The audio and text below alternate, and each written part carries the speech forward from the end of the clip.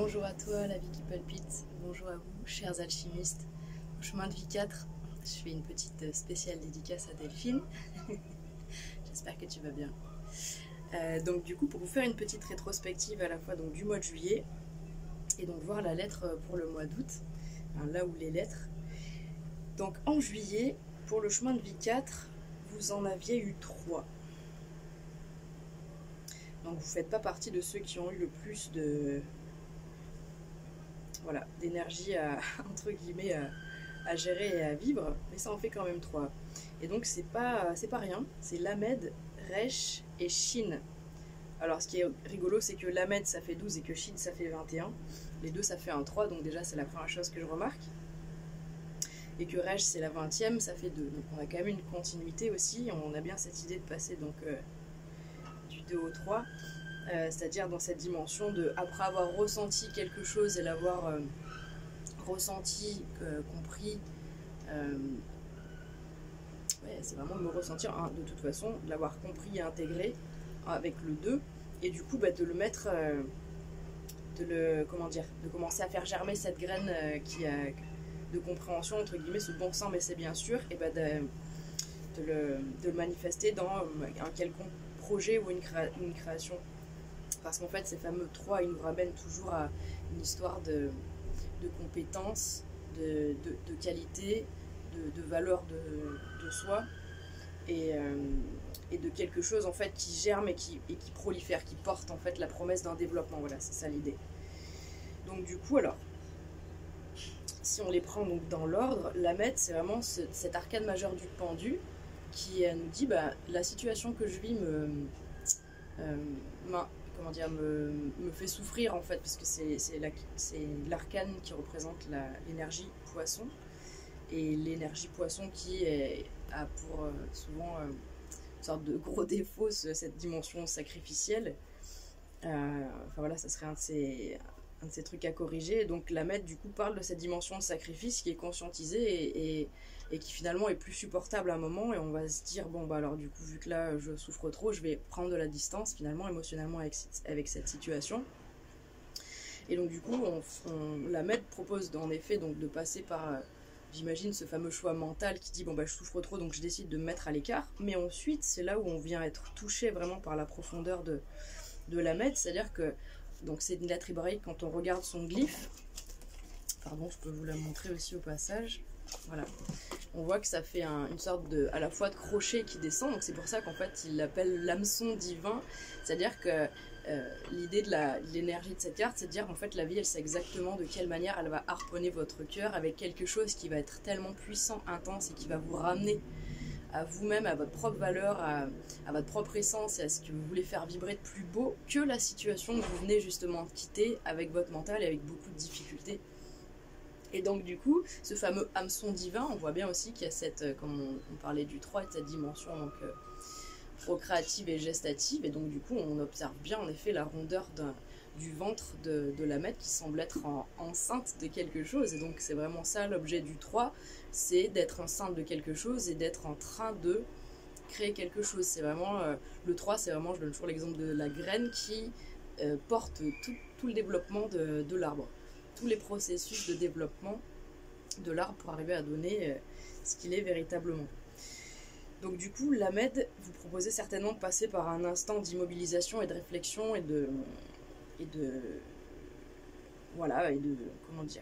prise de recul, de prise d'auteur, de distanciation de certaines choses. Et ce qui est sympa, c'est que Resh venait en rajouter une couche avec cette notion de ressentir profondément à l'intérieur de vous un appel en fait d'une puissance rare en fait, hein, tout simplement parce qu'en effet elle aussi elle a un glyphe qui descend en profondeur. Elle aussi, elle dessine une sorte de crochet, même s'ils sont quand même radicalement différents, les glyphes, c'est sûr. Mais en tous les cas, ce qui est sûr, c'est qu'ils descendent tous les deux dans les profondeurs. Et qu'il y en a un qui va droit au but. Hein. Ça finit, c'est pointu, ça vient toucher, ça vient cibler vraiment l'endroit, un endroit spécifique et précis de votre âme. Donc Resh, ça parle toujours de... C'est la carte du jugement dans les tarots de Marseille, c'est l'arcane numéro 20 qui dit... C'est le réveil des morts, c'est-à-dire il y a une résurrection, il y a un renouvellement, il y a quelque chose qui revient au goût du jour. Donc, Ça peut être vraiment quelque chose qui est rappelé d'une vie à l'autre, entre guillemets, et qui pouf, et qui revient dans notre cœur à un moment donné, mais ça peut être une personne qui revient dans notre vie, des situations, des schémas, nos manières de réagir aussi qui peuvent se répéter. En fait, c'est vraiment cette carte qui dit qu'il y a une forme de retour du passé, et donc du coup, il faut poser un regard dessus et savoir si c'est toujours bon pour nous et si on l'emmène avec nous dans le futur. Il y a vraiment cette dimension-là dans cet arcane du jugement. Cette dimension de quelque chose de mon passé se représente à moi et je dois statuer pour savoir si je le garde tel quel, si je le modifie pour le garder ou si je clôture la chose et que je la reprends pas. Donc ça peut être situation, personne, etc. ou même une manière de fonctionner de vous-même. Mais aussi c'est une carte qui parle vraiment, en effet, c'est vraiment dans le tarot une des cartes les plus spirituelles dans le tarot de Marseille, qui parle vraiment d'un ressenti en profondeur, d'une forme d'aspiration, d'une forme de réalisation de l'âme, comment on dit ces mots, c'est quoi déjà,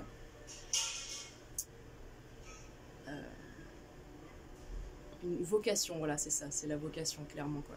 Donc ça peut être vraiment quelque chose qui est très, voilà, avec le 2, on le ressent à l'interne, hein, parce que donc c'est la 20e, c'est fait comme bête, c'est-à-dire que tout se passe à l'intérieur, c'est à l'interne. C'est vraiment quelque chose de spirituel, en effet, c'est la couleur verte, ça vient vraiment toucher dans le cœur, profondément. Et c'est vrai que donc du coup, voilà, j'aime bien parce que la première phrase de cette carte derrière, c'est l'intelligence du cœur, c'est déjouer les appâts, plus loin, rance, du verbe, voilà, rancir, quoi. Donc du coup, il y a vraiment une notion de grand discernement et de grande sagesse, en fait, avec cette carte, qui vient vous aider, en fait, à voir, à comprendre, à sentir, justement, ce qui est important de voir, comprendre et sentir. Et donc je pense que c'est relié, en effet, avec la Mède, quelque chose vis-à-vis duquel il faut vraisemblablement se détacher, puisque la Mède vraiment demande, voilà, de devoir changer son point de vue, en fait, sur quelque chose, pour transiter vers donc la 13e qui sera la mort, la transformation. Et donc en 3e lettre, vous aviez pour le mois de juillet, Shin. Alors Shin, en effet, c'est le prince du feu, c'est le trident, c'est une des 3 lettres mères, en fait, de l'alphabet hébraïque. Et donc du coup, en effet, il y a quand même toute une puissance qui est renfermée et qui émane et qui est diffusée par Shin. C'est vraiment cette notion de mouvement, encore une fois, qui revient. Donc là, contrairement au pendu, version Lamed, qui a vraiment un mouvement interne, en fait, quelque chose qui se passe à l'intérieur et qui est en gestation, qu'on comprend, qu'on ressent et qui va se déployer, ce fameux hameçon divin qui vient nous toucher, un nouvel état de grâce qui nous permet de nous détacher de quelque chose de plus ou moins sacrificiel et toxique qui pourrait être relié aussi, puisque c'est Lamed aussi, c'est relié à tout ce qui est de la généalogie de la maman, apparemment. Et donc du coup là on est plutôt dans quelque chose d'assez extérieur en termes de... Il y a du mouvement et c'est vraiment de l'intérieur vers l'extérieur. C'est en fait donc dans le tarot de Marseille c'est l'arcane 21, c'est l'avant-dernière des arcanes majeures, et donc c'est l'arcane du monde. C'est un arcane en fait qui est coloré en fait d'une dimension très très féminine, puisque à l'époque en fait le monde, et pourquoi ils ont fait cette représentation de la femme au sein du monde, hein, d'un cercle, d'un œuf, c'est qu'en fait à l'époque la femme se représentait, à une certaine époque, représentait vraiment l'aboutissement et la perfection dans la beauté et dans voilà, l'harmonie, en fait, la douceur, tous ces principes voilà, de douceur, du féminin un peu sacré comme on peut l'appeler, qui étaient vraiment voilà, qui était vraiment dans cette notion qui imprégnait cette carte du monde. Et donc ce qu'on peut dire en fait de cette énergie donc, du monde dans les tarots de Marseille, c'est qu'on parle souvent d'être le cul entre deux chaises, dans à la fois donc, un pied dans l'ancien cycle, c'est-à-dire des situations et des choses qui sont absolument à clôturer, qui sont en cours d'être clôturées, qui sont en train de se terminer gentiment. Ça peut prendre encore quelques mois, peut-être même un an, mais ça peut prendre 9 mois facilement. Enfin, j'ai remarqué souvent qu'en fait les messages, finalement, quand on les a, c'est souvent 3, 6, 9 mois avant ou après qu'on peut notifier, qu'on peut remarquer des choses, mais très souvent quand on parle de processus assez long, c'est quand même 9 mois qui sont requis. Donc je pense que quand on a cette lettre qui se présente, quelque part, on peut avoir des choses qui encore pourront nous faire écho à notre passé sur les 9 prochains mois. Par contre, ce qui est sûr, c'est qu'il y a énormément de choses qui viennent aussi donc parler de ce nouveau cycle, c'est-à-dire il y a vraiment quelque chose qui... C'est comme si tout votre monde, en fait, c'est le même, et pourtant, c'est plus le même.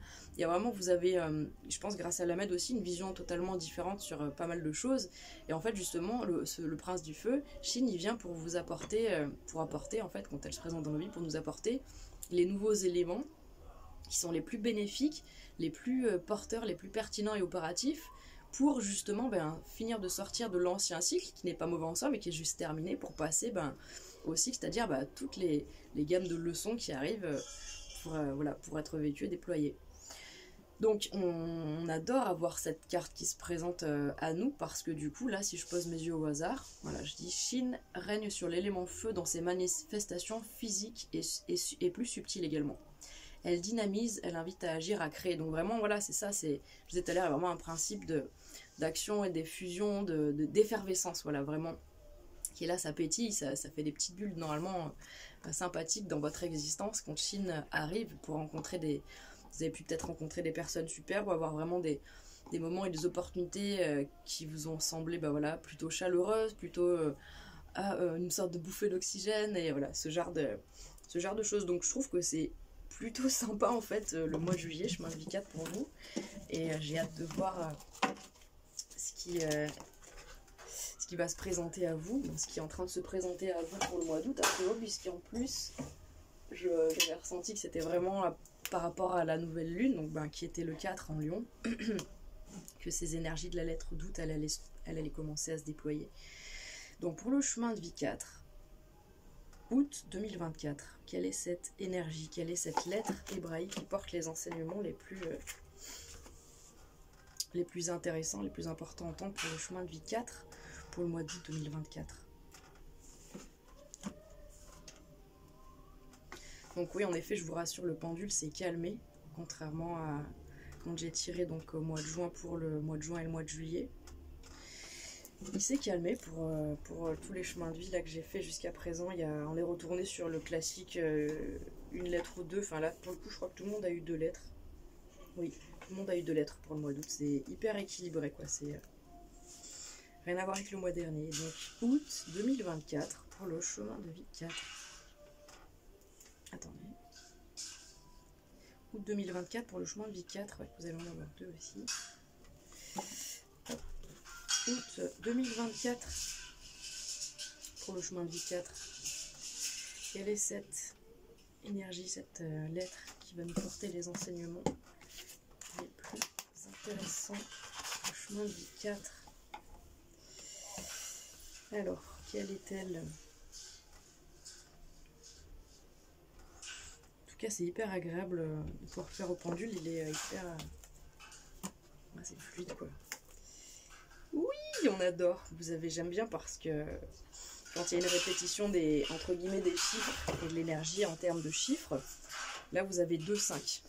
Vous êtes chemin de vie 4 et vous avez 2-5. Vous avez le et tout d'abord qu'on adore. Alors c'est marrant parce que encore une fois ce matin, mais cette lettre c'est comment dire, il y a vraiment un truc avec ce 5 parce que voilà, j'habite au 5, tout ce que c'est marrant, mais tous les gens que je côtoie ils habitent au 5 pour l'instant. Si je regarde leur plaque d'immatriculation de voiture, ça fait 5, ma plaque d'immatriculation de voiture, ça fait 5. Enfin, il y a du 5 de partout. Et donc je me disais encore ce matin, je calcule un truc, je dis ah oui, ça fait 5. Ah oui, je comptais les... J'ai un arbre que quand je le croise, je l'aime beaucoup. Il s'appelle Liquidambar styraciflua et il est super joli. En fait, il a des feuilles, ça fait comment dire, ça fait une étoile à 5 branches. En fait, il a 5... voilà. Vous voyez un petit peu une feuille d'érable, en fait il aurait des pointus comme ça, il en a 5. Et je comptais, j'étais là, ouais, t'es trop beau et tout, je le comptais, ces pics de feuilles, il en avait 5. J'étais là, encore le 5. Et oui, le nombre que j'ai vu aujourd'hui, en me levant, quand je suis allée promener, le premier que j'ai trouvé, qui s'est présenté à moi, c'est le 14, donc ça fait 5. Donc c'est tempérance, c'est noun, c'est les profondeurs. Et donc du coup, voilà, donc là on est sur le 5. À la vidéo, c'est 4, ça fait 14 minutes. 4-1, ça fait 5. Bon, on se calme. Donc, et c'est le souffle divin en fait, mais c'est vraiment, pour moi, avant que ce soit vraiment le souffle divin, c'est la respiration, c'est-à-dire c'est ce fameux prana en nous qui vient, c'est cette respiration pranique, c'est-à-dire il y a toute l'énergie à l'intérieur. Si on avait besoin, on pourrait se nourrir essentiellement de lumière. D'ailleurs, on le voit bien, quand on fait quelque chose qu'on adore, on oublie quelle heure c'est, on oublie que le temps passe, on oublie de manger, on n'a même pas faim. Notre corps, il nous envoie même pas les signaux de faim, parce que on est véritablement nourri de lumière. Enfin, ça, faut le vivre. Faut vraiment, c'est génial. Je pense toujours à Nassim Haramein, en fait, quand il explique qu'il est parti 2 ans dans le désert, en fait, pour faire ses travaux. Donc sur ces fameuses recherches sur la physique quantique et la théorie de la relativité, donc cette fameuse idée de vouloir réunir, hein, comme Einstein a cherché à le faire à l'époque, à réunir ces deux, voilà, le monde de l'infiniment grand et l'infiniment petit. Et en fait, il est parti pendant 2 ans, il dit mais moi j'ai quasiment pas mangé, quoi. Et je pense qu'il était tellement sur son fil, en fait, il était tellement bien dans ce qu'il faisait qu'il a dû même rajeunir et il avait pas faim, quoi. Du coup c'est génial. Et en fait, bah voilà, c'est vraiment magique ce 5 parce que il y a vraiment cette dimension de passer, en fait, d'être quelqu'un qui a passé beaucoup de temps à expérimenter la vie par ses 5 sens, fameux 5 là, quand on voit l'homme de Vitruve, les 5 sens de l'homme. Et donc du coup c'est vraiment cette sagesse et cette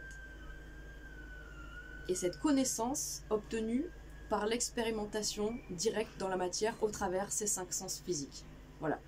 Et d'arriver derrière à en faire ressortir et rejaillir tous les enseignements les plus précieux et en fait de sentir à quelle personne il va les distiller en fait au compte-gouttes. Il va pas lui faire une conférence et annoncer tout en bloc, non, mais par contre chaque personne qui va venir vers lui pour lui donner un conseil, pour lui demander un conseil, il aura exactement exactement la bonne réplique, la réplique parfaite en fait à annoncer à la personne parce que et ben voilà, parce que justement il a cette finesse en fait il a compris plein de choses, il sent et il sait, il peut adapter son langage et il est vraiment ce conseiller hors pair et cette personne en fait qui donne confiance.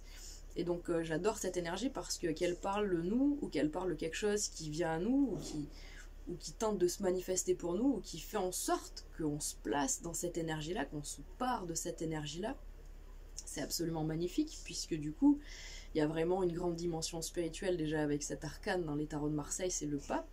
Donc le pape, voilà, il n'est pas pape pour rien, c'est pas juste un prêtre, c'est le pape quoi. Le pape, il a c'est une figure d'autorité, c'est une figure de sagesse et personne n'oserait remettre en question, alors de prime abord, hein, voilà ce que va énoncer le pape. Et donc du coup par contre ce qui est génial c'est que donc, tout concept bien sûr c'est comme une pièce et donc il y a 2 aspects, 2 facettes.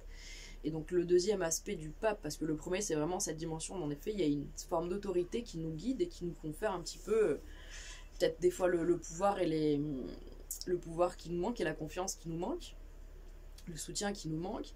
Et donc du coup il y a vraiment cette dimension d'être voilà, malgré tout il y a une notion de dogme, de choses établies et de conventions, tout ce qui est conventionnel. Par exemple, quand c'est un arcane qui sort pour tout ce qui est amoureux, on peut parler de quelque chose relié à l'engagement, puisque du coup, en effet, c'est dans des lieux saints qu'on vient concrétiser et manifester son union. Mais justement, l'inverse et l'autre facette de cet arcane, c'est vraiment l'idée de sortir des sentiers battus en fait, et grâce en effet à sa propre expérience et les connaissances qu'on a pu acquérir, que ce soit dans les bouquins ou autres, d'arriver à dire en fait moi c'est bon, je sais comment me positionner et je vais complètement sortir de ces sentiers battus et de ces dogmes là parce que je vais être plus heureux comme ça, je vais définir moi-même ma propre voie d'action, mon propre chemin et je serai le seul à le suivre et je tiens à l'imposer à personne, c'est celui qui me parle à moi. Donc j'adore en fait cette énergie parce que dans les 2 sens elle a vraiment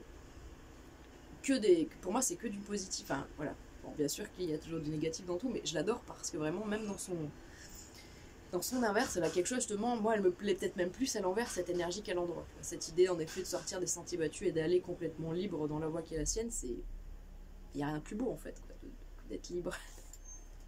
Donc c'est magique.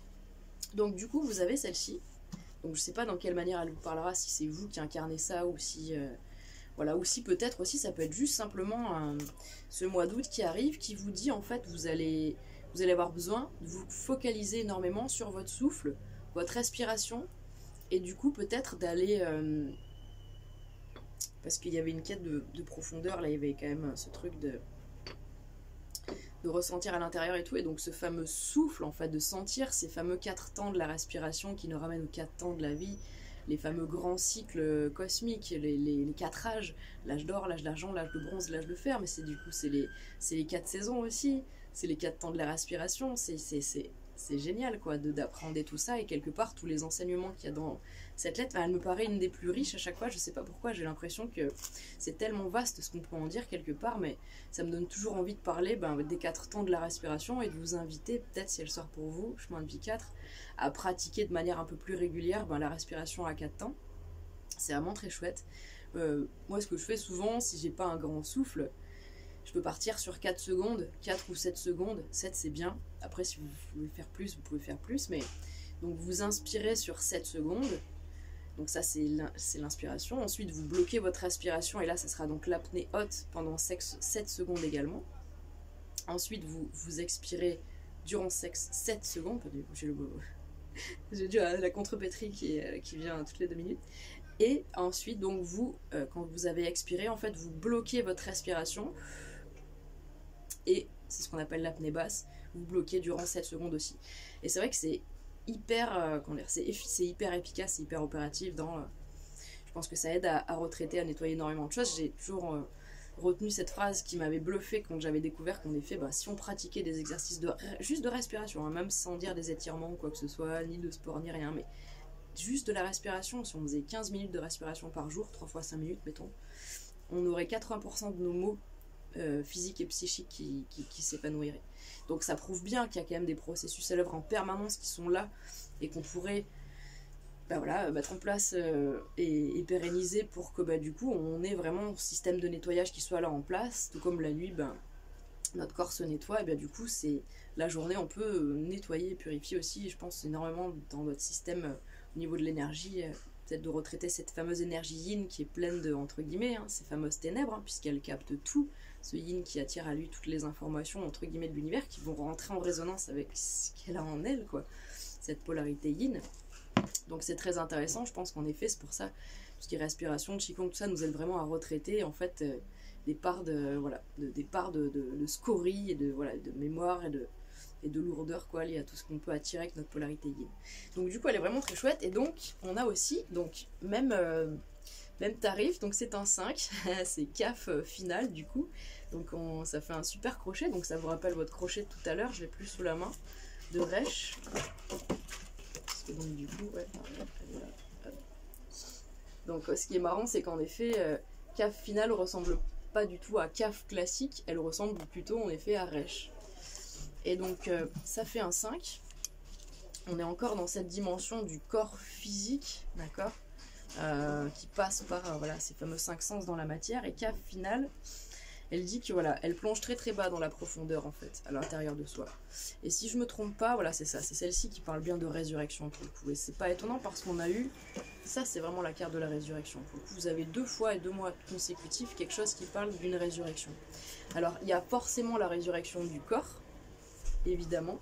Donc si jamais vous étiez touché par une problématique de santé quelconque depuis quelque temps, eh bien peut-être que là c'est une énergie qui explique que d'une manière ou d'une autre dans le ciel, il y a des mouvements planétaires qui font qu'il y a une forme d'amélioration de votre santé, a priori de votre corps, de cette fameuse problématique.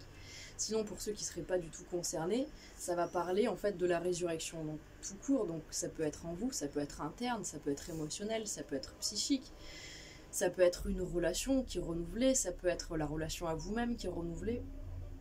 En fait, on parle vraiment de quelque chose qui est tout neuf, c'est comme si on avait un nouveau regard. Il y a vraiment le côté très enfantin en fait. La résurrection, c'est une forme de... Si on renaît, c'est qu'on est complètement différent. Si on renaît, pour moi, une renaissance, à quoi ça sert d'avoir, d'être revenu si on n'est pas plus rayonnant que jamais, si on n'est pas plus lumineux, plus candide, plus ouvert, plus enthousiaste que jamais. Donc, s'il y a une forme de résurrection, il y a forcément une forme d'enthousiasme, de joie, de lumière, de rayonnement, de splendeur en fait. Il y a vraiment... Là, on voit un joyau, quoi. C'est vraiment... c'est fort, quoi. Et on parle en fait aussi de justement de la résurrection, alors d'un projet, c'est-à-dire peut-être que si justement vous êtes vraiment centré et actif, si c'était le cas sur les mois précédents sur un projet que vous aviez, donc là en effet je pense à Delphine.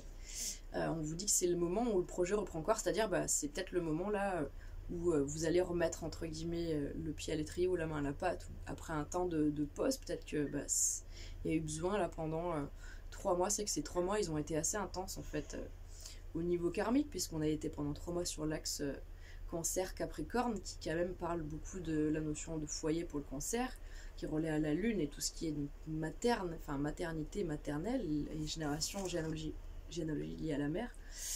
Et donc du coup le Capricorne qui lui pourrait être plutôt associé au père et à tout ce qui est vie pro et reconnaissance sociale, et donc cet axe là il parle vraiment d'un équilibre à trouver dans ces deux sphères de notre vie qui sont certainement les deux sphères les plus importantes de notre vie, puisque sans un foyer périn et un socle stable, comment peut-on aller espérer en effet être en bonne forme pour aller entre guillemets travailler, gagner sa croûte, et comment et voilà, et vice versa quoi. Enfin c'est voilà, c'est les deux faces de cette même pièce, et donc du coup ça nous a demandé je pense beaucoup d'énergie, même si peut-être en soi il s'est rien passé d'événementiel de conséquent, ou peut-être que ça a été un événement qui a suffi à vous bouffer toute votre énergie. Mais en fait il y a eu de tels rééquilibrages et de tels, enfin moi je sais que j'ai été vraiment claquée quoi, j'ai une fatigue de dingue. Après je sais que vu que je suis Capricorne, forcément soleil en Capricorne c'est venu toucher vraiment dans la matière et dans le soleil, vraiment dans mon corps physique, donc je pense cette fatigue intense que j'ai pu ressentir. Mais du coup, il y a eu quand même, je pense, une bonne grosse fatigue et des bonnes grosses purges, des bons gros nettoyages qui ont été faits sur cet axe-là. Et donc, du coup, c'est pas pour rien qu'aujourd'hui on vous dit résurrection, c'est bon, vous êtes tout neuf et maintenant ça peut reprendre pleinement sa route et son chemin, quoi. Donc, voilà. C'est vraiment, vraiment très chouette. Du coup, ces fameux 2-5, vous me direz ce qu'il en est. Je vais m'arrêter là, je vous invite à l'écouter. Donc, sur cette chaîne, j'ai fait, donc, j'avais imprimé donc ces jolies cartes de Marie-Elia, enfin ces jolies cartes des lettres hébraïques, pardon, avec au dos les enseignements donc de Marie-Elia, et je les ai donc lus sur YouTube, sur les vidéos, pour que vous puissiez, en fait, pour qu'on puisse, même moi, comme j'ai envie, si j'ai envie d'aller même l'écouter au lieu de la lire, et de me laisser porter par vraiment les messages, et bien de pouvoir aller écouter les messages, parce qu'ils sont vraiment très, voilà, très intenses, très spirituels, très pertinents, et vous pourrez vous-même essayer de vous amuser à pouvoir les replacer dans votre existence si ça vous parle pas, et puis de les faire résonner avec les arcanes majeurs du tarot de Marseille par exemple. Et puis voilà, mon Dieu, dis donc, fin de cette minute, j'espère que vous allez passer un très beau mois d'août, c'est tout ce que je vous souhaite. Profitez-en bien, prenez bien soin de vous. J'ai appris hier qu'en effet Mercure rétrograde donc depuis le 5 août jusqu'au 28, donc a priori il y a vraiment un temps de repos et de renouvellement aussi qui est là pour lever le pied, donc profitez bien de ce temps-là, prenez soin de vous, et je vous dis à bientôt les alchimistes, au revoir.